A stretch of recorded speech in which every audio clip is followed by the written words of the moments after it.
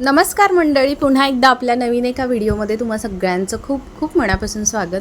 तर हो, तुम्ही थंबनेलला पाहिलं अगदी बरोबर आहे. आज आपण रव्यामध्ये दही मिक्स करून अगदी बनवायला सोपी असणारी आणि घरामध्ये अगदी लहानांपासून मोठ्यांपर्यंत सर्वांना आवडणारी रेसिपी बनवतो आहे, जी की मार्केटमध्ये तुम्ही हर वेळी विकत आणता किंवा मार्केटमध्ये बाहेर जाऊन तुम्ही खाता. तर हीच तुम्ही जर घरच्या घरी बनवली अशा पद्धतीनं तर तुम्ही बाहेरची कधीच खाणार नाही. नेहमी घरीच बनवून घरच्या साहित्यात खाल एवढी जबरदस्त होणारी रेसिपी आहे. तर रेसिपी संपूर्ण पहा. रेसिपी कोणत्याही क्षणी तुम्हाला थोडी जरी आवडली तर व्हिडिओला एक लाईक आणि चॅनलला सबस्क्राईब करायला विसरू नका. तर सुरुवातीला आपल्याला एका मोठ्या बाउलमध्ये पहा रवा घालून घ्यायचा आहे. 1 वाटी इतका रवा घालून घेतला. बारीक मोठा कोणताही चालतो. तर नक्की तुम्ही इथे बारीक किंवा मोठा दोन्हीपैकी कोणताही घेऊ शकतात.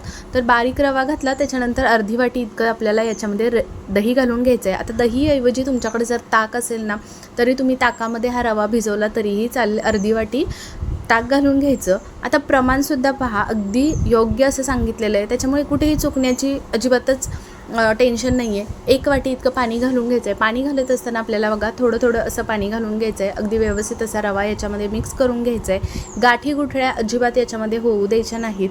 तर पाहू शकता इथे तुम्हाला थोडंसं बॅटर अशा पद्धतीनं लूज जरी दिसत असलं तरीसुद्धा रवा आपण मोठा वापरलेला आहे, त्याच्यामुळे रवा फुलायला आणि रवा भिजायलासुद्धा इतकं पाणी गरजेचं आहे आणि अगदी योग्य प्रमाण आहे. आता हे आपल्याला ना व्यवस्थित मिक्स करून झाल्यानंतर एक 10 मिनटासाठी झाकण ठेवून रेस्टला ठेवायचं आहे, जेणेकरून आपला रवा तोपर्यंत छान फुलला जाईल. तर बघा 10 मिनटानंतर जर तुम्हाला इथे चटणी बनवायची असेल तर तुम्ही चटणी बनवून घेऊ शकता पुदिन्याची. आता मी इथे ऑलरेडी चटणी बनवून घेतलेली आहे, त्याच्यामुळे तो व्हिडिओ माझा याच्यामध्ये मी वापरलेला नाही. पुदिना, कोथिंबीर, आलं लसूण, मिरची हे सर्व व्यवस्थित मिक्स करून याची आपण चटणी याच्यासोबत खाण्यासाठी बनवू शकतो. तर इथे ना आता बघा व्यवस्थित अगदी 10 मिनटं झालेत. रवासुद्धा अगदी व्यवस्थित भिजलेला आहे. कन्सिस्टन्सी तुम्ही पहिल्यापेक्षा पाहू शकता, थिक झालेली आहे. आता याच्यामध्ये ना आपल्याला चवीपुरतं मीठ घालून घ्यायचं आहे आणि व्यवस्थित असं मिक्स करून घ्यायचं आहे. आता मीठ घालून घेतलं की थोडा वेळ साईडला ठेवायचं. नंतर ना इथे मी ना आता वाफवण्यासाठी इथे मी स्टीमर घेतलेला आहे. आता स्टीमरमधील एक प्लेट काढून घेतली आहे आणि बटर पेपर त्या आकाराचा इथे मी कट करून घेतलेला आहे आणि त्याला ना तेल लावून घ्यायचं आहे. जर तुमच्याकडे बटर पेपर नसेल तरी तुम्ही प्लेटला तेल लावून घेतलं तरीही चालेल, काही हरकत नाही. तर इथे पाहू शकता व्यवस्थित असं बटर पेपरला तेल लावून घेतलं आणि इथे मी स्टीमरमध्ये ऑलरेडी पाणी गरम करायला ठेवलेलं आहे. जोपर्यंत पाणी गरम होत नाही तोपर्यंत आपल्याला पुढची प्रोसेस अजिबात करायची नाही. सुरुवातीला आपल्याला पाणी गरम करून घ्यायचं आहे आणि स्टीमरच्या प्लेटला तेल लावूनसुद्धा घ्यायचं आहे. तर पहा इथे पाणी तिकडे गरम होतं आहे, उकळतं आहे, तोपर्यंत आपण इकडे ना बॅटरमध्ये इनो घालून घ्यायचं आहे. अर्धा पॅकेट इतकं मी इनो घालून घेतलेलं आहे. आता इथे तुम्हाला जर सोडा वापरायचा असेल सोडासुद्धा वापरू शकतात किंवा मग इनो वापरायचं इनो वापरू शकता. तर इथे पहा आता जर जास्त वेळ तुम्ही ठेवत असाल तर इथं सोडा इनो वापरायची गरज नाही, पण आपण आजचा नाश्ता एकदम झटपट बनवतो त्याच्यामुळे मग इथे इनो वापरलेला आहे. तर पहा लगेच वरतून 1 चमचावर इतकं पाणी टाकलं. 1 चम्मच इतकं तेलसुद्धा तुम्ही वापरू शकता. मी तेल अजिबात वापरलेलं नाही तरीसुद्धा पदार्थ आपला खूप मस्त बनणार आहे. तर इथे पहा आता लगेचच आपल्याला अजिबात ठेवायचं नाही. इनो लगेच ॲक्टिवेट होतो आहे आणि ॲक्टिवेट असतो आहे तेव्हाच आपल्याला हे सर्व मिश्रण या प्लेटमध्ये ओतून घ्यायचं आहे. व्यवस्थित असं पसरवून घ्यायचं पहा चमच्याच्या मदतीने. आता याच्यावरती वरतून थोडीशी मी अगदी मिरची पावडर भुरभुरणार आहे, दिसायलासुद्धा खूप छान दिसतं याच्यासाठी. तर आता पहा व्यवस्थित अगदी आपल्याला मिरची पावडर घालून घेतल्यानंतर अजिबात जास्त वेळ ठेवायचं नाही. लगेचच इकडे पाणीसुद्धा उकळायला लागलेलं आहे, पाहू शकता, मी दाखवते तुम्हाला. लगेच आपल्याला ही प्लेट या स्टीमरमध्ये ठेवून घ्यायची आहे आणि 15 ते 20 मिनटं अजिबात याला उघडून पाहायचं नाही. 20 मिनटं छान अगदी मध्यम आचेवरती आपल्याला हा ढोकळा वाफवून घ्यायचा आहे. तर बेक करून घ्यायचा आहे. आज आपण इथे ढोकळा बनवतो इन्स्टंट होणारा रव्यापासूनचा. तर इथे पहा 20 मिनटं बरोबर आपल्याला वाफवून घ्यायचं आहे. अजिबात गॅसची फ्लेम कमी जास्त करायची नाही. जितकं छान आपला इनो घातल्यानंतर इनो ॲक्टिवेट असतो तेव्हाच लगेच आपण स्टीमरमध्ये प्लेट ठेवली की अगदी छान आपला बनणारा पदार्थ अगदी स्पॉन्जी आणि जाळीदार मस्त बनतो. तर इथे पहा आपण सुरी घालून चेकसुद्धा केलेला आहे. 20 मिनटानंतर अगदी व्यवस्थित क्लीन आलेली आहे सुरी, म्हणजे आपला हा ढोकळा अगदी व्यवस्थित असा वाफला गेला आहे.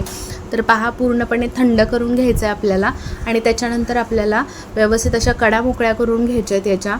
तर आता असं जरी तुम्ही याच्यामध्येच जरी कट केला तुम्हाला हव्या त्या आकारामध्ये तरीही चालू शकतं, पण आता मी काढून घेते दुसऱ्या प्लेटमध्ये. तर आता पहा मी साईडनं ह्या सर्व कडा काढून घेते. कडा मोकळ्या करून घेतल्या की व्यवस्थित अगदी अलगद हाताने आपण उचलू शकतो. इतका सहज तो निघतो कारण आपण खाली बटर पेपरसुद्धा वापरलेला आहे. तर पाहू शकता फक्त मी साईडनं काढून घेतलेला आहे मोकळा करून आणि प्लेट पाहू शकता अगदी क्लीन आहे आणि साईडनं सुद्धा व्यवस्थित अगदी निघालेला आहे. आता याला पलटी करून घ्यायचा आणि जो बटर पेपर आहे तो वरतून बघा अलगद हाताने काढून घ्यायचा. पाहू शकता खालनं सुद्धा अगदी व्यवस्थित अगदी मस्त असा ढोकळा इथे आपला तयार झालेला आहे. अगदी स्पॉन्जी तयार झाला आहे. जवळूनसुद्धा मी तुम्हाला दाखवते. आता पलटी करून दाखवते पहा. बघू शकता खूप मस्त अशी जाळी सुटलेली आहे आणि कलरसुद्धा खूप भारी आला आहे जो की आपण वर्ण मिरची पावडर टाकलेली आहे. आता ना बऱ्याच वेळा आपण हा मार्केटमधला महागडा पदार्थ किंवा मार्केटमध्ये जाऊन असा ढोकळा खात असतो. तर या पद्धतीनं तुम्ही जर हा ढोकळा घरीच बनवला ना तर घरच्या साहित्यांमध्ये आपली स्वच्छतेची काळजी घेऊन आणि हेल्दी आणि झटपट होणारी रेसिपी आहे. अगदी कोणीही सहज बनवू शकतं. एवढी जबरदस्त लागते. खायला जितकी दिसायला सुंदर दिसते त्याच्यापेक्षा खायलासुद्धा तितकीच टेस्टी झालेली आहे. तर नक्की या पद्धतीनं तुम्हीसुद्धा बनवा. पहा इथे मी आता काढून घेतल्यानंतर आपल्याला हव्या त्या आकारामध्ये आपण इथे हा कट करून घ्यायचा आहे. तर इथे पहा व्यवस्थित अगदी मी कट करून घेते. आता इथे कट करून घेतला की पाहू शकता मी एक तुम्हाला दाखवते सुद्धा. खूप मस्त अगदी जाळीदार तयार झालेला आहे. जाळीसुद्धा बघू शकता जवळूनसुद्धा दाखवते मी. स्पॉन्जी झाला आहे मस्त असा. इतका छान जर घरीच बनत असेल तर मग मार्केटमधला कशाला आणायचा. घरीच बनवून अगदी काही मिनटामध्येच हा घरी बनतो. तर अगदी व्यवस्थित अगदी छान सर्वांना मुलांनापासून सगळ्यांना अगदी मोठ्यांपर्यंत सर्वांना आवडणारी रेसिपी आहे. विशेष म्हणजे चटणीसोबत तर अजूनच छान लागतो. तर इथे मी ऑलरेडी चटणी बनवून घेतलेली आहे. आता मी तुम्हाला ती लास्टलाच दाखवणार आहे. तुम्हाला मी सुरुवातीला सांगितलं याच्यामध्ये जर तुम्हाला चटणी बनवायची असेल तर पुदिना, कोथिंबीर, आलं लसूण मिरची हे सगळं मिक्स करून थोडंसं दही वगैरे किंवा याच्यातला एखादा पीस टाकून तुम्ही त्याच्यामध्ये अशी चटणीसुद्धा बनवू शकतात. खूप मस्त होते तीसुद्धा चटणी. तर मी इथे व्यवस्थित अगदी चटणी सुरुवातीलाच बनवून घेतली होती.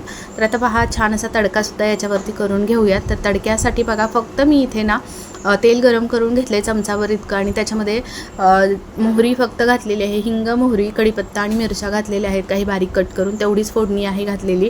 आता आपण जसं ढोकळ्यावरती घालतो तसं याच्यामध्ये पाणी, साखर वगैरे अजिबात बिलकुल काही घातलेलं नाही.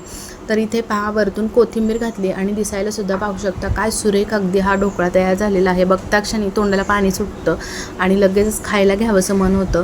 तर मग काय अशा पद्धतीनं बनला की मग काय राहवतच नाही. लगेच मग तयार केलेल्या चटणीसोबत आपण एन्जॉय करू शकतो. तर इथे पहा किंवा मग तुम्ही असं सुद्धा खाऊ शकतात बरं का. फक्त आपण जे मिश्रण सुरुवातीला तयार केलं ना त्याच्यामध्ये तुम्हाला मिरची वाटून घालायची आहे किंवा मिरची एखादी टाकायची वाटणामध्ये. तर अगदी छान असा मस्त होता. असं सुद्धा तुम्ही खाऊ शकता. असं सुद्धा चटणीसोबत न खातासुद्धा खूप भारी लागतो. आता इथे ना अगदी हा सुद्धा काढून घेते आणि मध्ये आपण ना चटणीची वाटी ठेवूया. चटणीसोबत ना खरंच खूप दिसायलासुद्धा भारी दिसतं आणि खायलासुद्धा. जर झटपट अगदी तुम्हाला काहीतरी बनवायचं आहे, पाहुणे मंडळी येत आहेत तर त्यांना बाहेरचं आणून देण्यापेक्षा किंवा मग आणि काहीतरी जुगाडू दुसरे मेहनतीचे काहीतरी नाश्ते बनवण्यापेक्षा हा नाश्ता खरंच खूप भारी आहे.